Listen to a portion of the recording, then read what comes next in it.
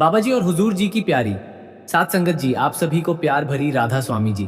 सात संगत जी, आपसे विनती है, अगर चैनल पर नए हैं तो प्लीज चैनल अनमोल संसार 0.2 को सब्सक्राइब कर लीजिए और कमेंट बॉक्स में राधा स्वामी जी जरूर लिख दीजिए और साथ साथ अपने शहर और गांव का नाम भी जरूर लिख दें, जिससे कि हम जान सके कि साखियां और सत्संग कहाँ से सुन रहे हैं। संगत जी, आज हजूर जी ने पंजाब और हरियाणा के 2 सेंटरों में दर्शन दिए और दोनों ही सेंटरों में संगत के साथ सवाल जवाब भी किए।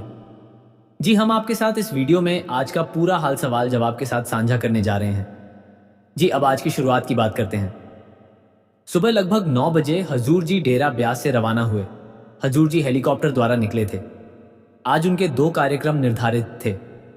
लगभग 5:15 बजे के आसपास बाबा जी भी डेरा ब्यास से दर्शन देकर रवाना हुए। जी, बाबा जी हवाई जहाज से सीधे दिल्ली के लिए प्रस्थान कर गए। जी, दिल्ली एयरपोर्ट पहुंचने के बाद बाबा जी सीधे दिल्ली सेंटर पहुंचे, लेकिन बाबा जी ने दिल्ली में दर्शन नहीं दिए। जी, उधर हजूर जी रास्ते में 2 अलग-अलग सेंटर्स पर संगत को दर्शन देते हुए आगे बढ़े और फिर दिल्ली की ओर रवाना हुए। जी, सबसे पहले हजूर जी संगरूर नंबर 1 सेंटर पहुंचे। जी, जो धूरी लुधियाना रोड पर स्थित है। हेलीकॉप्टर से हजूर जी को पहुंचने में लगभग आधा घंटा लगा। जी, जैसे ही हजूर जी पहुंचे तो संगत पहले से इंतजार में बैठी थी।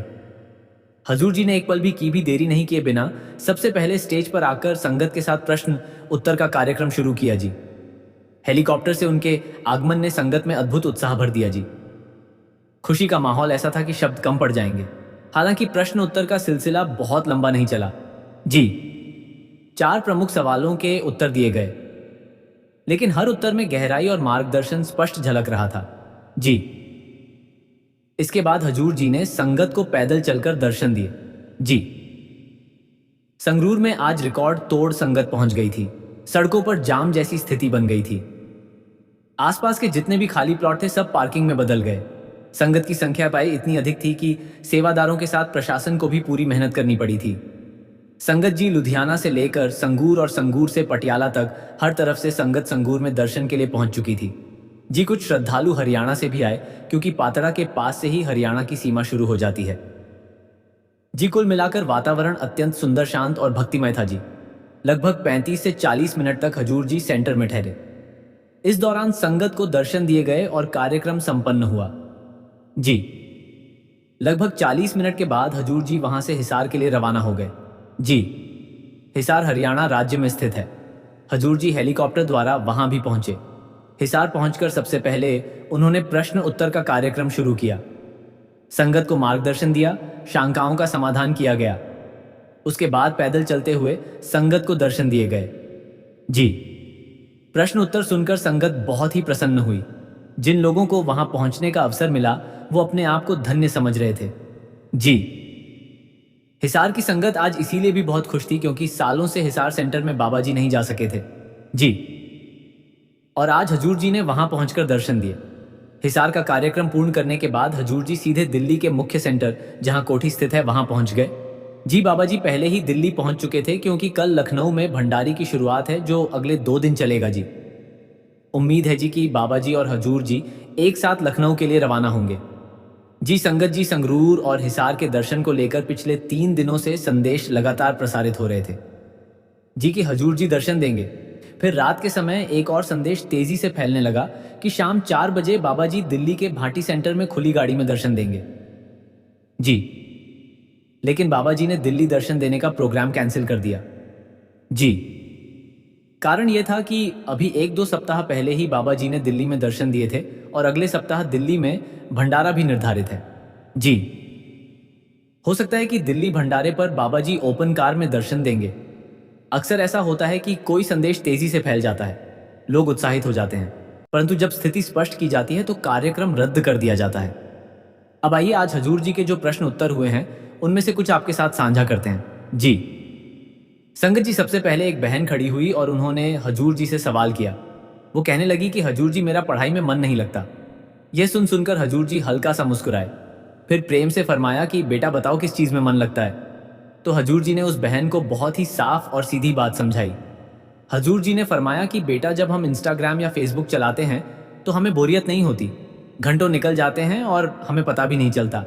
उस समय तो हमारा मन खूब लगता है। फिर आगे उन्होंने गंभीरता से समझाया जी कि जब तक हम अपने पैरों पर खड़े नहीं होते तब तक हम इन चीज़ों के मोहताज बने रहते।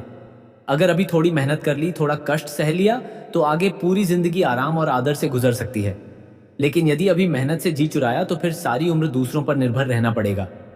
हजूर जी ने आगे पूछा, क्या हम पूरी जिंदगी किसी की गुलामी करना चाहते हैं? यह सुनकर वो बहन तुरंत कहने लगी कि नहीं हजूर जी, मैं ध्यान रखूंगी।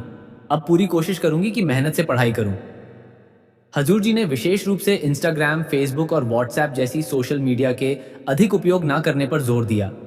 जी, उन्होंने फरमाते हुए समझाया कि आज की युवा पीढ़ी ही नहीं बल्कि बच्चे और बड़े भी इन प्लेटफॉर्म्स में इतना उलझ गए हैं कि उनका ध्यान असली जिम्मेदारियों से हट रहा है। इसीलिए ज़रूरी है कि हम इन चीज़ों से संतुलित दूरी बनाना सीखें।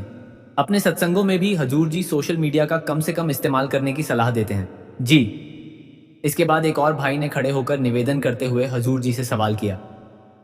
इस भाई ने कहा कि हजूर जी, हमें नामदान की कृपा दीजिए। वो भाई आगे कहने लगा कि अभी हमारी उम्र नामदेव की नहीं हुई है, पर कृपा करके जल्द से जल्द नामदान दे दीजिए।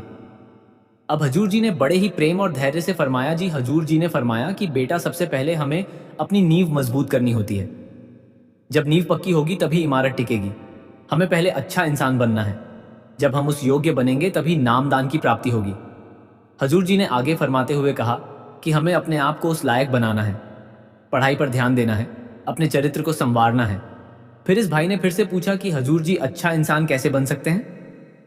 हजूर जी ने फरमाते हुए समझाया, इंसानियत के जो मूल सिद्धांत हैं उन्हें समझो और अपनाओ। किसी का दिल मत दुखाओ, अपने हिस्से की जिम्मेदारी ईमानदारी से निभाओ, हर काम में सच्चाई और नेकी का प्रयास करो। फिर आगे एक बहन खड़ी हुई और थोड़ी सी घबराई हुई आवाज में हजूर जी से सवाल करने लगी। कहने लगी कि हजूर जी, मुझे डर लग रहा है।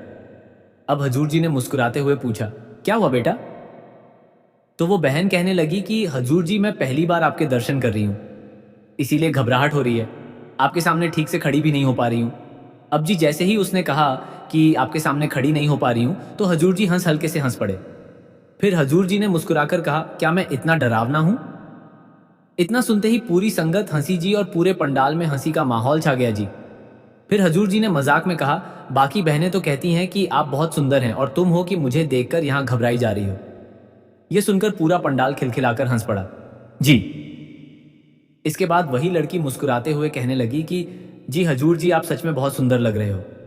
तो हजूर जी ने तुरंत हंसते हुए कहा, अच्छा, अब मेरे कहने के बाद तुम मुझे कॉम्प्लीमेंट दे रहे हो? अभी तक तो मैं डरावना लग रहा था। अब जैसे ही उन्होंने यह बात मजाक में कही, पूरी संगत फिर से हंसने लगी।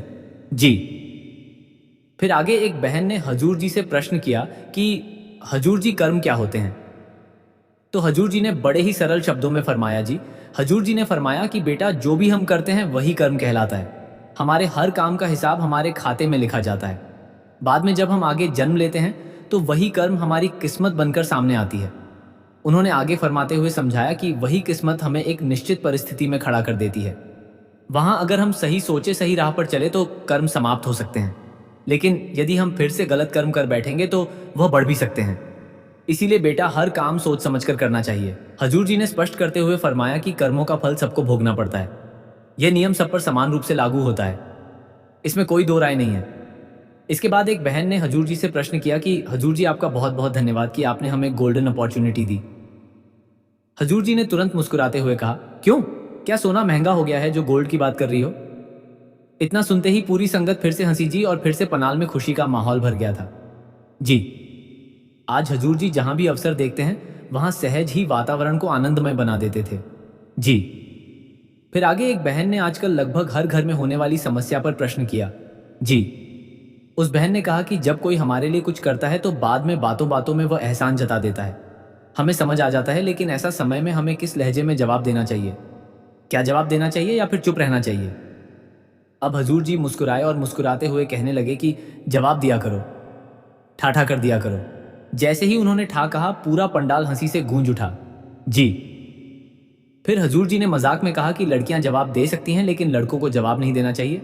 फिर यही लड़की कहने लगी कि हजूर जी, मेरी बहन भी यहाँ आई है, उसके कांस्टेबल की पोस्ट के पेपर हैं, कृपा करके उसे पास करवा दीजिए। अब हजूर जी ने बहुत ही संतुलित और गंभीर भाव से समझाया। जी, हजूर जी फरमाते हैं कि बेटा, यहाँ इन बातों का मेल परमार्थ से नहीं होना चाहिए। यहाँ हमें अपने अंदर की आध्यात्मिकता से जुड़े प्रश्न पूछने चाहिए। वही ज़्यादा अच्छा है। नौकरी वोकरी की बातें तो आती जाती रहती हैं। फिर आगे एक और लड़की ने हजूर जी से सवाल किया। उसने कहा कि हजूर जी, मेरी बहन आपसे विनती कर रही है कि उसे अच्छे नंबर दिलवा दीजिए। अब हजूर जी ने मुस्कुराते हुए पूछा कि अच्छा बताओ कितने नंबर चाहिए। तो लड़की ने तुरंत कहा कि 95%। तो हजूर जी हंस पड़े और कहने लगे, अरे इतने 95% तो मेरे कभी नहीं आए। जैसे ही उन्होंने यह कहा, पूरी संगत जोर जोर से हंस पड़ी जी। माहौल इतना आनंद बयां हो गया था कि हर तरफ सिर्फ मुस्कान ही मुस्कान थी जी। सच में उस दिन का वातावरण शब्दों में बयान करना मुश्किल है जी। फिर हिसार में एक भाई ने हजूर जी से प्रश्न किया कि हजूर जी, आप बाबा जी को साथ क्यों नहीं लाए हो। हजूर जी ने बड़ी ही विनम्रता से उत्तर दिया, जी कि बाबा जी ने ही मुझे यहां भेजा है। मैं अपनी इच्छा से नहीं आ सकता। वो मेरे गुरु है। जैसा वो कहते हैं मैं वैसा ही करता हूं। संगत जी, यही सवाल हम बार बार पूछते हैं और यही जवाब हजूर जी बार बार देते हैं कि बाबा जी मेरे गुरु हैं और वो मुझे जहां भेजते हैं मैं चला जाता हूं। लेकिन फिर भी हम बार बार यही सवाल पूछने लगते हैं कि बाबा जी को साथ क्यों नहीं लाए। अगर सदगुरु से बात करने का मौका मिला है तो आध्यात्मिक सवाल करना चाहिए और एक ही सवाल को बार बार दोहराना नहीं चाहिए। फिर आगे इसी भाई ने कहा कि हजूर जी, अगली बार बाबा जी को साथ लेकर आइएगा। तो हजूर जी ने उत्तर दिया, मैं आपकी बात बाबा जी तक जरूर पहुंचा दूंगा, लेकिन निर्णय तो उन्हीं की मर्जी से होगा ना। हमें तो उनके बहाने में ही रहना है। हजूर जी ने और भी कई सुंदर और गहरी बातें कही जी। जब वो पैदल चलते हुए संगत को दर्शन दे रहे थे तब बहुत से लोग भावुक होकर रो भी रहे थे जी, क्योंकि लंबे समय के बाद पहली बार हजूर जी संगरूर सेंटर आए थे और हिसार सेंटर पर तो हजूर जी की पहली विजिट थी। भीड़ इतनी ज्यादा थी, इतनी अधिक थी कि संगरूर और हिसार दोनों ही क्षेत्रों में ट्रैफिक जाम की स्थिति बन गई थी जी। लोगों को निकलने में एक एक घंटे तक इंतजार करना पड़ा जी। हिसार का सेंटर मुख्य राष्ट्रीय राजमार्ग पर स्थित है जी, इसीलिए कुछ समय के लिए नेशनल हाईवे भी प्रभावित हुआ जी। इसी प्रकार संगरूर का सेंटर लुधियाना पातदिद्दा हाईवे पर है, वहां भी जाम लग गया जी। हालांकि सेवादारों ने अपनी ड्यूटी पूरी निष्ठा से निभाई जी। सुबह 4 बजे से ही सेवादारों को सेंटर में बुला लिया गया था। एक दिन पहले ही हेलीपैड तैयार कर दिया गया था जी। वास्तव में सेवा का कार्य तो 2-3 दिन पहले से ही चल रहा था। जो कमेटी सदस्य थे उन्हें पहले से ही जानकारी दे दी गई थी। कुछ दिन पहले डेरा में एक मीटिंग भी हुई थी जी। उस मीटिंग के बारे में भी पहले आपसे कहा गया था कि यदि किसी बहन भाई को जानकारी हो तो अवश्य हमारे साथ साझा करें जी। अब वो मीटिंग सामने आ चुकी है। पहले ऐसी बैठकों में बाबा जी स्वयं मार्गदर्शन देते थे, लेकिन इस बार 23 फरवरी 2026 को हुए देश भर के सभी सेंटरों के सेक्रेटरी साहिबानों से मीटिंग में हजूर जी ने ही सभा को संबोधित किया जी। अब हम वही बातें आपके साथ साझा कर रहे हैं जी, कृपया ध्यान से सुनिए जी। हजूर जी ने कहा, आप सबको बहुत बड़ी जिम्मेदारी सौंपी गई है।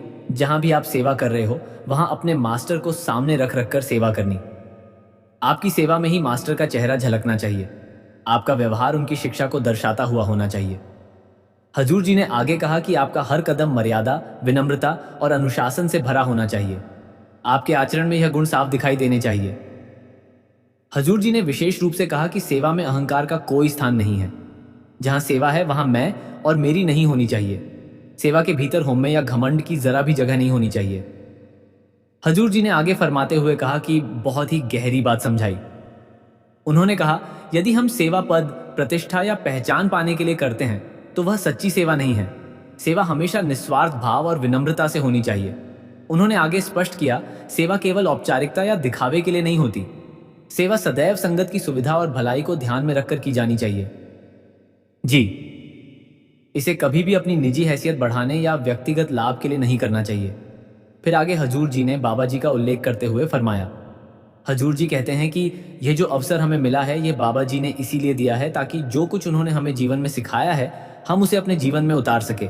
सेवा के माध्यम से विनम्रता के साथ हमें वही प्रेम और शिक्षा वापस अर्पित करनी है। हजूर जी ने आगे फरमाते हुए कहा कि सेवा का मूल उद्देश्य भजन सिमरन है।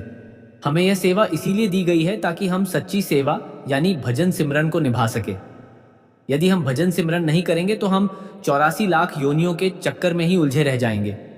उन्होंने चेतावनी दी कि यदि सेवा करते करते हमारा मार्ग उल्टा हो जाए, यानी कि उसमें अहंकार आ जाए, दिखावा आ जाए, हम क्रोध करने लगे या दूसरों को नीचा दिखाने लगे तो वो सेवा नहीं रह जाती। सेवा तो अपने आप को शब्द शुद्ध करने और परमार्थ की उन्नति के लिए की जाती।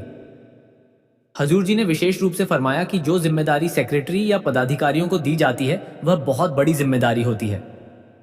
हमारे कदम और हमारा आचरण उसी के अनुरूप होना चाहिए, उसके विपरीत नहीं। उन्होंने आगे फरमाते हुए कहा कि मेरी और बाबा जी की शुभकामनाएं आपके साथ हैं ताकि आप सेवा को सर्वोत्तम तरीके से निभा सके। आगे उन्होंने संगत को सत्संग से जोड़े रखने की बात कही है। उन्होंने कहा है कि हमें सेवा के प्रति अधिक से अधिक समर्पित होना है ताकि संगत सत्संग से जुड़ी रहे। संगत जी पहले ऐसी बैठकों में बाबा जी मार्गदर्शन देते थे, लेकिन इस बार हजूर जी ने मीटिंग ली और उनका पूरा ध्यान इस बात पर था कि सेवा किस भावना से और किस मर्यादा में की जानी चाहिए। उन्होंने यह भी स्मरण कराया कि बड़े महाराज जी भी कहा करते थे, जब हम सेवा करते हैं तो वह उस परमात्मा को प्रसन्न करने के लिए होती है जिसकी हम सेवा कर रहे हैं। सेवा का केंद्र हमेशा वही होना चाहिए, ना कि हमारा अपना। संगत जी, आपसे मेरी हाथ जोड़कर विनती है कि कमेंट में एक प्यार भरा राधा स्वामी जरूर लिखिए जी, और संगत के अपने इस चैनल को सब्सक्राइब जरूर करिए राधा स्वामी जी।